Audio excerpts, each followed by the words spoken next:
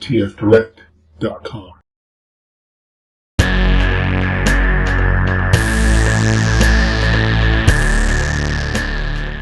Hey, what's up guys? This is Hans from the Eclectic podcast, and today we're going to find out whether or not exhaust has a face behind that visor. So let's take a look.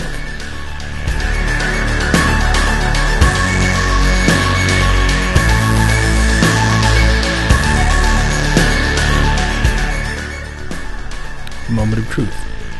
Check that out, he does in fact have a face. Look at that. Nicely molded. Very reminiscent of Wheeljack.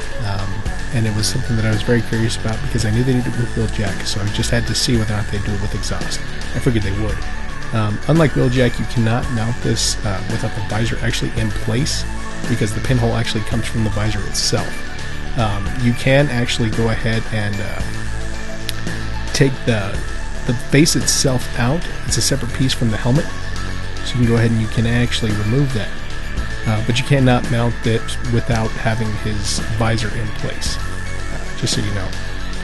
So yeah, I just thought I'd show that to you guys, something I was curious about, and I hope that satisfies your guys' curiosity. Thanks.